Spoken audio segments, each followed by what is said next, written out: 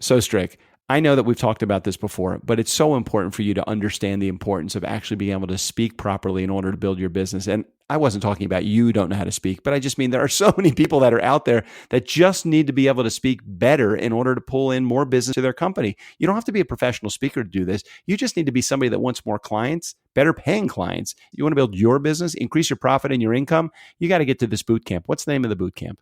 I was getting ready to be offended by what you just said, but Doug, you dug yourself out very nicely. It's the Ignite Your Speaking Power Bootcamp, January 9th through the 11th in Irvine, California. If you weren't planning on being there before, you need to plan on being there.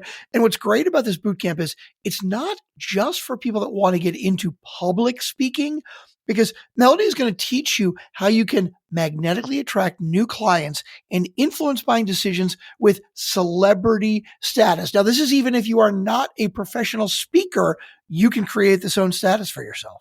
So command the attention you respect from any audience. Instantly become the authority and go-to expert in your industry. Develop and present a powerful and impactful presentation. Ignite Your Speaking Power Bootcamp. Melanie Keemer Harper. You can't miss this. This is a place that you need to be. Just get over to the website. Do we put a link in the show notes? Are there actually show notes for these commercials? How do we do this? Oh, Doug, now you're making fun of our show. All right. Of course we have show notes. IgniteYourSpeakingPowerBootcamp.com. Again, that is the Ignite Your Speaking Powerbootcamp.com, January 9th through the 11th, 2020. That's like a couple weeks away. Use the power of your newfound celebrity status through speaking to help influence buying decisions and truly help your clients decide that you are the best solution for them. Melanie Keemer Harper's Ignite Your Speaking Power Bootcamp. Reserve your seat today. Coming up today on the Nice Guys on Business. Typically, if you are gathering leads and they may or may not be qualified leads, usually 3% of the people that you're talking to could be a fit. A lot of times, if you're not closing and you feel like, why isn't this happening? Or should I be closing more? You may not be as sold on what you're selling as you need to be, because you have to be 1000% sold on what you're selling. And you have to be so confident that what you're doing is the right thing for that person, that your confidence overshadows their doubt or their thinking that they maybe don't have to do it. And whoever's more confident in the conversation is going to win. AIDA. Attention, interest, decision, action. Attention. Do I have your attention? Interest. Are you interested?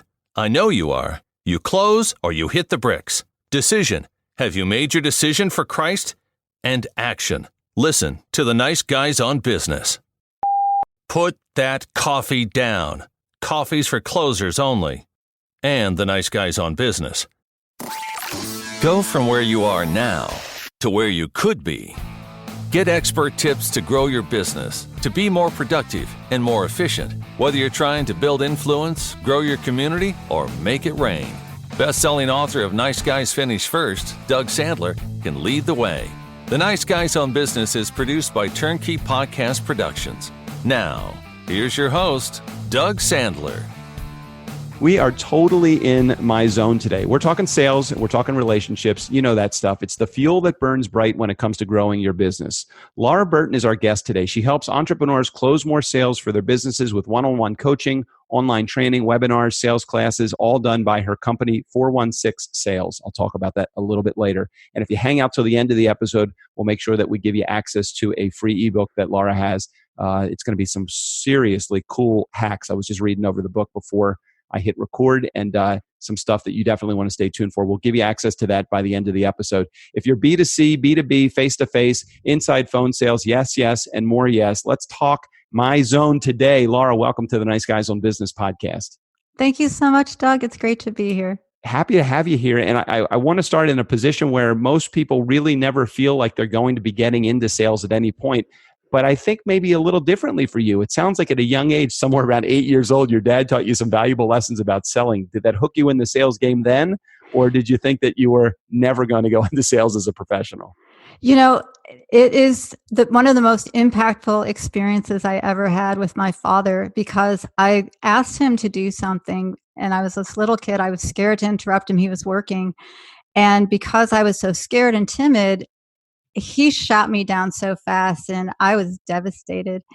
And he was in advertising. So, you know, he's seeing his little girl just crumble before his eyes. And I think he got so guilty. So he called me back over and he said, "Do you really want to go?" And I said, "Well, yeah." And he said, "Well, you didn't sell me on that." And he gave me my first sales lessons. Well, he turned me into a negotiator. And I, from that point on, had absolutely no fear of anybody telling me no, because Wow. no was just not now.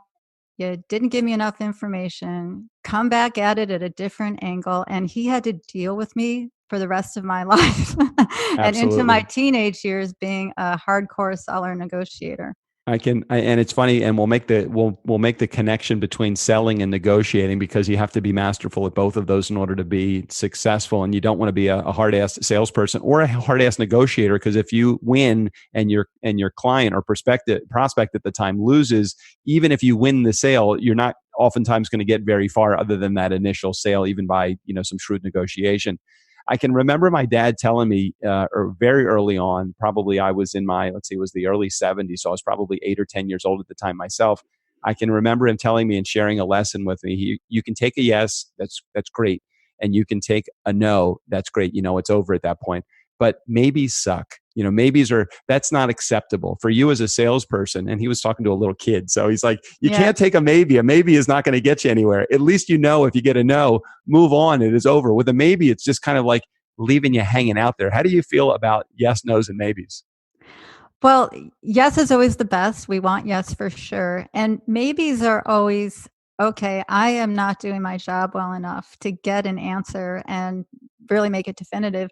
And the no's are interesting. A lot of times when I have piqued someone's interest in sales, it doesn't mean that they're a fit for what I'm selling. It doesn't mean they're ready for what I'm selling. But when I get them to give me a definitive yes or no, I know whether or not to set up my next phone call. And Mm-hmm. to keep myself sane in sales, my close is the next phone call.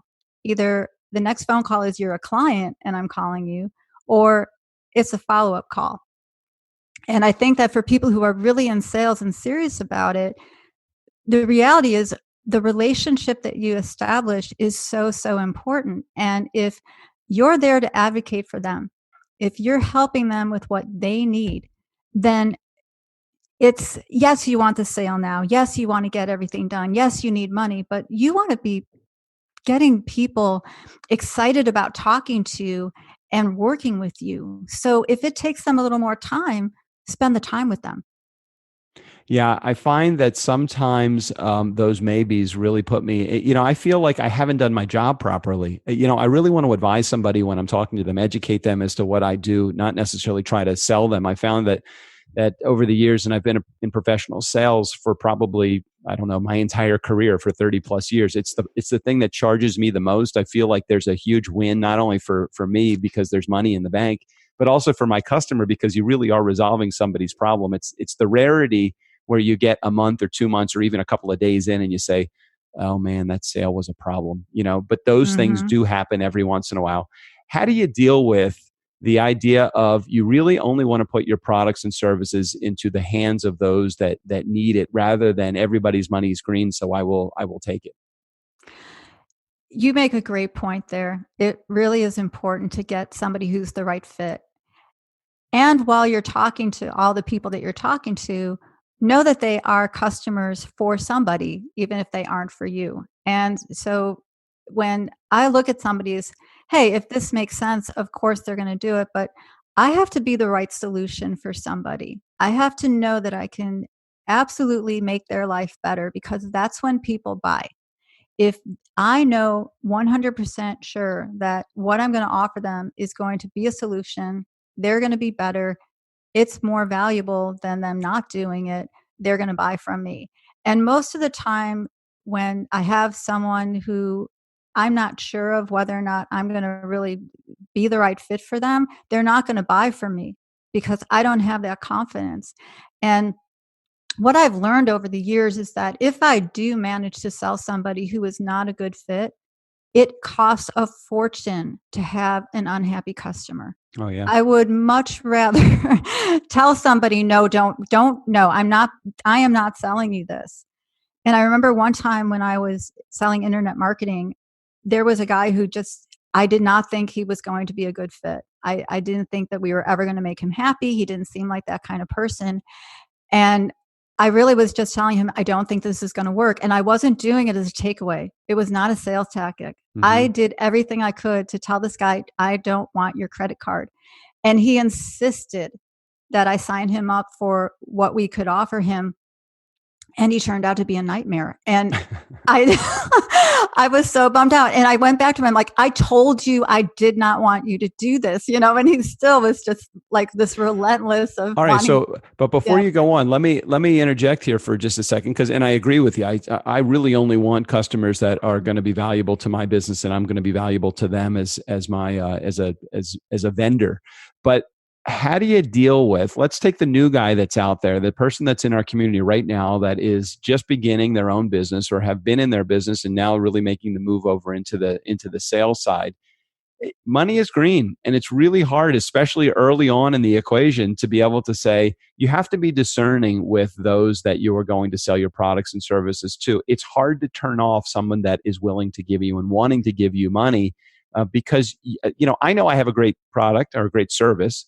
Mhm. Oftentimes, though, it may still not be the right fit for somebody that's out there that says, from what you're telling me, I really do want this and I'm ready to go. And there are some times where I have to really do that, swallow hard, because this is not a good opportunity. I see you, and it might be the best fit of services for them, but and again, I'm saying this, and I'm sure you've dealt with this person in your life too, not this specific person, but this type of person.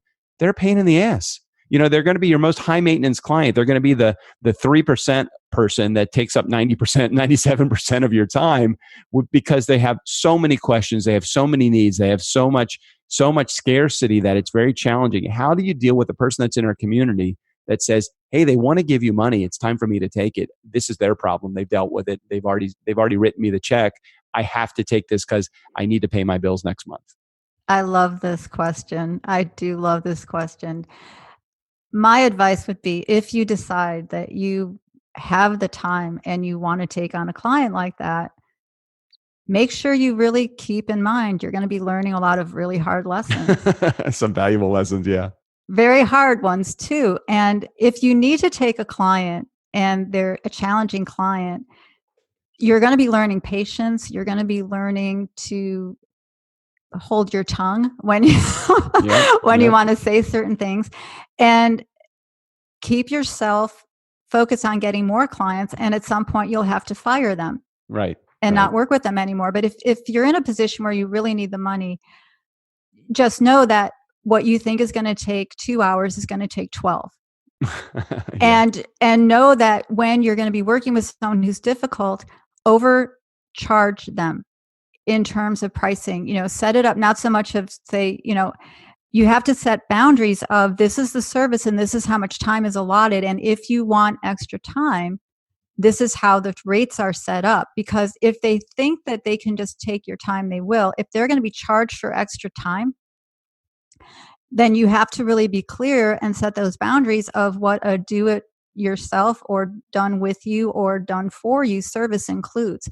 And as long as you're willing to be very, very clear in writing, because they're going to push you and push you and push you, you'll have this amazing just experience of getting beaten up, down, sideways, and you'll change how you're doing things. A lot of times when you have a person who's like that, they don't want to pay a lot of money for things. And so if your prices are high, they're not going to be the ones who want to work with you. So sometimes if you have really difficult clients, it means you're not charging enough for your services, and you need to reevaluate how you're putting yourself in the market. It is so amazing that you say that. I can remember back in my 30-year career as a mobile DJ in a business that had paid me very well over the years. In a typical market, that was a $300 to $500, somebody making $300 to $500 per gig. I was generally making somewhere between $4,000 and $6,000 every time that I would go out. I had a very specific niche market, and they paid very well.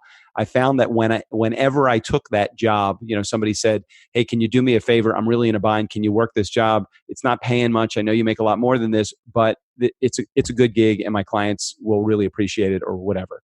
And I know those $300 or $400 clients, they demand so much more as opposed to the $4,000 to $6,000 client that literally would show up. They would give me everything that I needed. They treated me like royalty because they were paying me handsomely to do what I do. And you get a lot more respect out of the client that pays that premium service. So what do you say to the person that's out there that is, hey, look, it's a race to the bottom. I hate that phrase, but it is a race to the bottom. There's only going to be one low price person. But what do you say to that person that's out there that says they just wanted a lesser expensive price and I needed to give it to them to close that sale? Again, just understand what you're setting yourself up for. And I think that everybody in their careers makes tons of mistakes. I know I have made a lot of mistakes. I would love to never make a mistake. It would be so great to, just have those perfect little, decisions that we make. And sometimes we want to help somebody. And it's interesting. I remember when I was selling internet marketing, there was this lady and she did children's art classes. And for some reason, maybe she reminded me of a grandmother or somebody, but in my heart, I loved this woman. And she maybe could spend $80 for something. And anytime we were going to work on something, it was just, there was so much detail. And what I found was interesting about working with her is I took it as a lot of practice. If I want to be able to really give the kind of care and attention to the big paying clients, I have to be willing to do it with everybody. Right. And so I felt like for her, I just loved her phone calls. And I loved spending time with her. And it gave me a lot of practice on how to really take care of such minute little things that you wouldn't even care about. And being able to look at things in those kinds of details serves me well when I'm talking to somebody who is looking to pay me a lot of money. Mm. Well, talk to me about the client that or the community member that's out there that is just trying to work through. Well, okay, so what's a good conversion rate? Somebody calling. What's a good closing rate for me to convert a prospect to a client? And how do I know if I'm doing all the right stuff? I can't seem to really, even I look at it and say, well, what percentage of the deals that are coming in my door should I actually be closing? Is that a possibility to even determine what percentage would be of value to somebody that's listening? I would say that there are a lot of ways of answering that question for a few reasons. Typically, if you are gathering leads and they may or may not be qualified leads, usually 3% of the people that you're talking to could be a fit. A lot of times if you're not closing and you feel like, why isn't this happening? Or should I be closing more? You may not be as sold on what you're selling as you need to be, because you have to be 1000% sold on what you're selling. And you have to be so confident that what you're doing is the right thing for that person that your confidence overshadows their doubt or their thinking that they maybe don't have to do it. Right. And whoever's more confident in the conversation is going to win. And when you're doing phone sales or you're doing prospecting, whatever you're doing, and it's call after call after call, it gets very tiring. And so you need to stand up, you need to stretch, you need to take a break. I remember in internet marketing, sometimes I would be booked for 6 presentations, and after 4 of them showed up, I would want to just cry if anyone else got on the phone because my brain was fried. I was doing website analyses and talking to all different kinds of people. And the saving grace is that when you really are working well in sales, you're asking the right questions and people are talking and they're giving you the information you need to understand about whether or not you have the right solution and what is going to make them want to sign up. And if you're not closing a lot, you may not be asking enough of the right questions. You may not feel like, oh, this is a slam dunk, done. I can see it.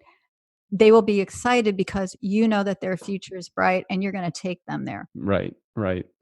What I love about someone that comes on the show that has had a ton of experience like you have had, and I feel like I'm walking in the same circles as you. I've been selling since probably the mid '70s, maybe the early '80s when I got a job at the Great Cookie in the Reisterstown Road Plaza back in Baltimore. I can remember having, you always have to sell the upgrade, whether it's sell the brownies, they bought cookies, sell the coffee because they bought cookies, whatever it is. I can just always remember using that.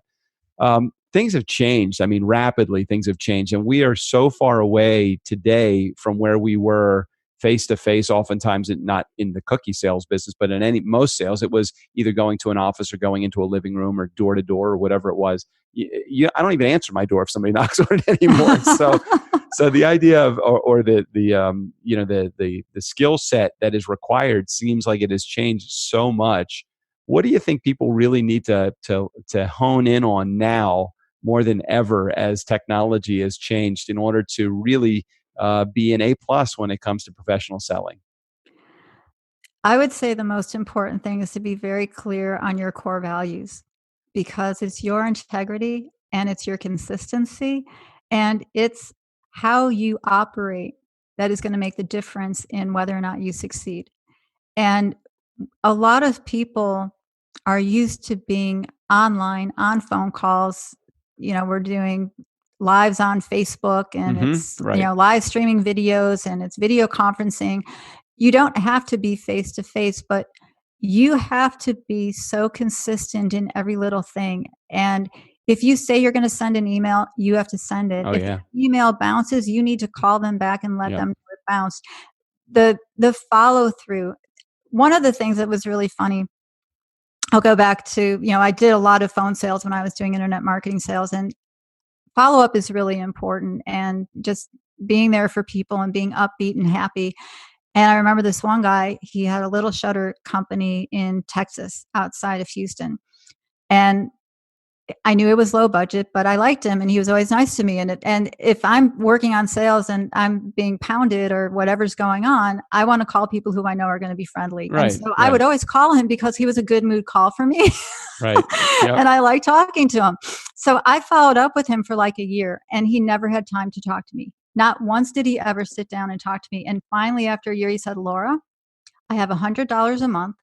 I can't talk to you. Put me in something good. Here's my credit card." Wow. And and I put him in something that worked, and he was really happy, and he stayed a client for a couple of years, I think, because it worked. But when you have the kind of consistency of always being a certain kind of person, caring, and you have those core values where you are you, that's who they're buying. And there isn't the old boiler room cold calling. If somebody feels like they are a transaction or a commission, I've also done some consulting where I've talked about the language of the sales room, because the booms and the crush it, kill it, nailed it, got him. Right. People pick up on that. They're not a fish waiting to be caught on a hook. Right. Right. I'm not interested in being a transaction in somebody's life. Thank you. CAC sounds nice for the accounting department, but we're talking about people. The only reason why a business owner gets to talk about their profit margin is because they have been wonderful people to the clients that they're serving, and they're taking care of people. That's where this language can, that's when they're looking at, well, how are we doing? And it's not because this person is worth this much money. It's this person is getting this much value. So Laura wrote a book called 12 Secret Sales Hacks That Stood the Test of Time. And we're going to talk about how you get access to that book. But one of the things that I had aspects of the book that I think, and we talked about this a little bit before I hit record, I wrote this book called Nice Guys Finish First. And it's that philosophy that by being nice, you can actually make some more sales. I know that sounds kind of silly that, oh yeah, well, of course that makes sense, but maybe explain why that makes sense, or why that is even an aspect of selling that should not be overlooked at all. Exactly. Yeah. It when it is overlooked, you're on your road to a slippery slope of failure, and it's bad. In the book, I quote P.T. Barnum, and a lot of people know him from The Greatest Showman. And he wrote this sales book, and his secret was to be polite and kind to your customers. And his point was really interesting. It didn't mean the customer was always right. In fact, a lot of times the customers are not right. Mm-hmm. They're entitled in their own mind, and they're going to have their own opinions. But what being polite and kind to your customers really means is keeping your customers' needs as a priority. and providing a great experience for them. And he talks about how this one customer was incredibly rude to one of his employees. And his employee was complaining. And he said, that man is paying money. And he's going to be treated well, regardless of his behavior, because he has paid money. Mm-hmm. And you may end up firing somebody, but with reputations on the line with Yelp and Google reviews and all of these websites, you can't afford to not be kind. There's a sales organization and they were doing boiler room sales stuff. And it was just like, oh, no, don't do that. Don't do that. And sure enough, they ended up with bad reviews online from people who never signed up for anything.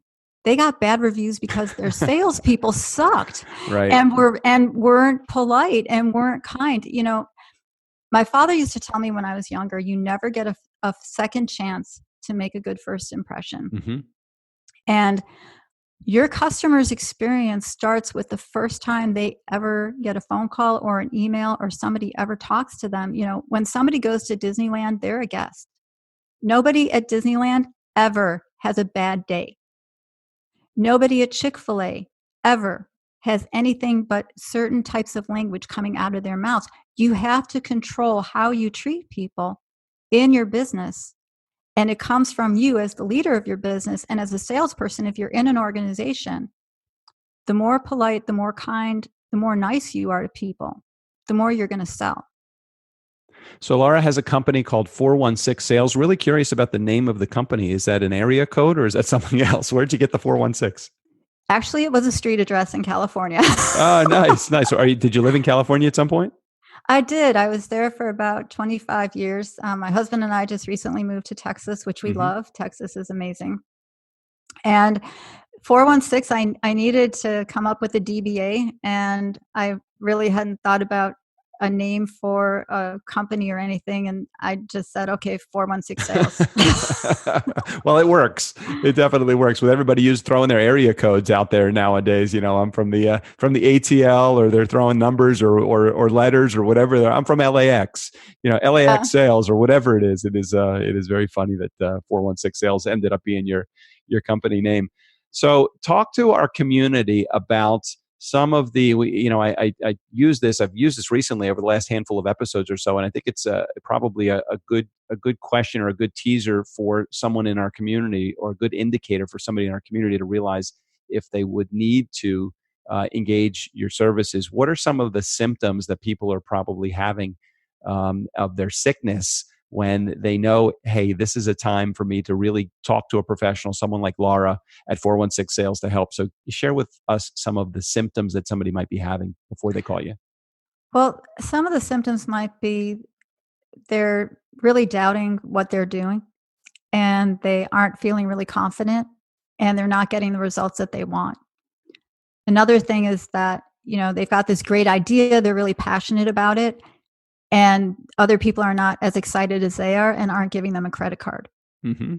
And if they have, I've worked with clients where they have this amazing vision, but it's too big, and when they try to communicate it, they're not really relating it to what the person needs in front of them. Mm-hmm. And so there's a disconnect. So if you feel like you've got something and was working sort of, but now it's not working, I can help fine tune that.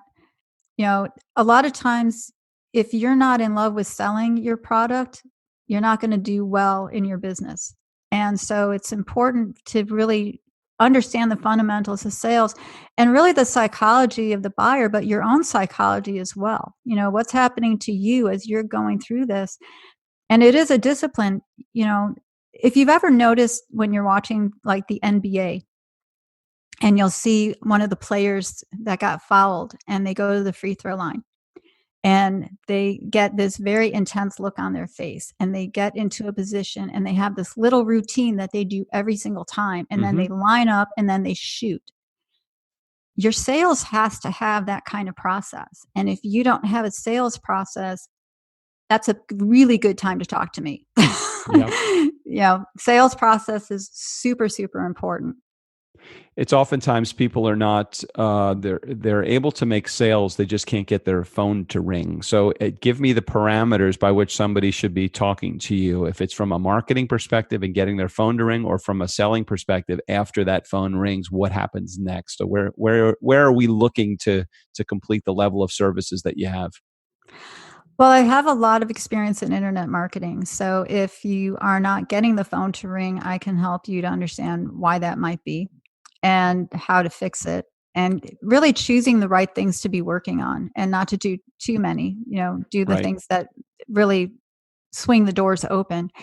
And then when the phone is ringing, really understanding your customer, really understanding, what it is that you're doing. So it may be that you don't have a good sales script, or you have some scripts and you have no idea how to use them, or you don't have everybody on the same page doing what they should be representing your company. Or if you're a solopreneur, it may be that you're just very tired and distracted. And then when you try to go do something, it's like you don't have a clear head.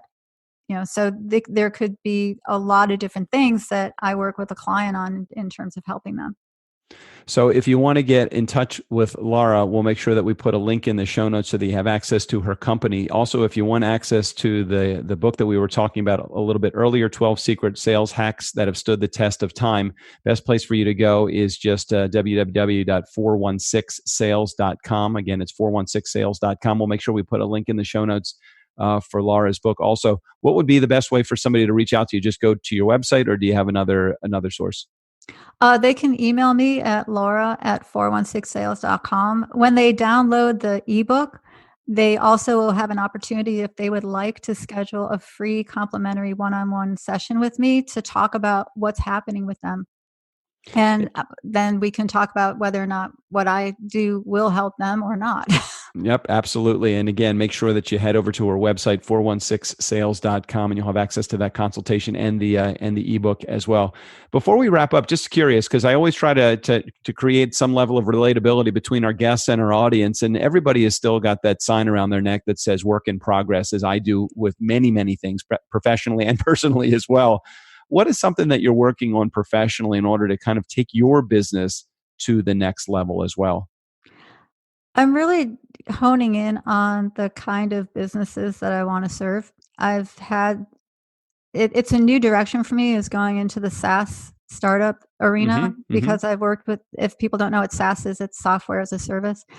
And the reason is that software as a service is a very interesting platform. There's so much technology out there. There's so many apps and things that people have that it seems the ones that I've worked with and the ones that I've been around have a lot of confusion about, we've got this great vision, we have this big thing, and then when they go to sell it, it falls flat. Yeah. And it's hard for them to understand how to introduce something that's new that has to replace something that's already there.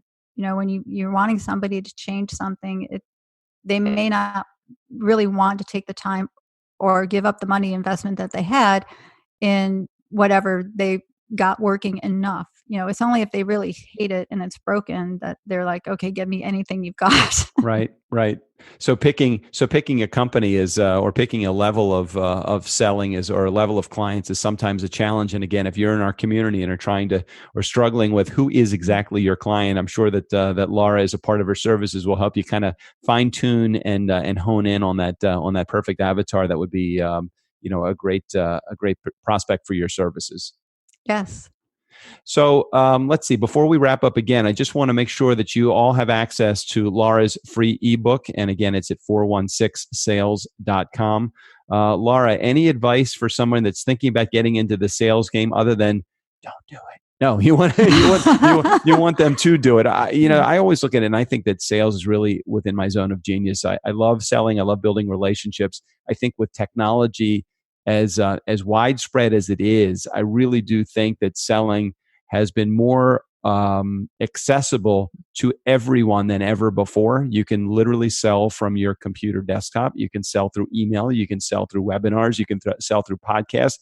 You can sell face to face, and you can still do all of those other old school things. So I think that the ability to sell it comes so much faster right now. Now you just need the skill set to do it. And it sounds like from our conversation today with Laura that she has the ability to help you make that first sale or to make that advanced sale if you've been in the game a little while and just a little stale or need some refreshers. Is that fair to invite people for that with you as well? Yes. And in terms of advice, for people who don't think that they're good at sales or don't think they can sell, you sell yourself on everything you're doing every day. Yeah. And you're selling your friends and whoever is around you on what you want them to do most of the time. And really, when you're selling, you're just sharing information and helping someone get something to make their life better, to have more fun, or to feel good. So you don't have to think of it as this like, oh, this is, bad stuff, or I don't want to be that person, or I can't do this, or I can't do that. You can do so many things if you just allow yourself to see it from a perspective of you're doing someone a great service when you're selling them something they need. Yeah, great messaging and well said. I think educating your prospective customer is a lot easier swallow than I'm going to hard sell my customer into buying what I have. It's really very challenging. The old rap of the used car salesman is it just doesn't work. It just doesn't work anymore. I don't know that it ever worked, but I think that we were a lot more tolerant to it because it was so hard to complain about people. You just would go into their manager, and the manager would say, "Hey, just scrap that one up as a sale not made." Now, a hardcore salesman, somebody that's really very high pressure, you are going to get those negative reviews on social media. You are going to get you're going to get. People are not going to like you. They're not going to buy the stuff that you have. You have to educate. And I think from my perspective, that's all I try to do and follow up. And so many people just don't follow up.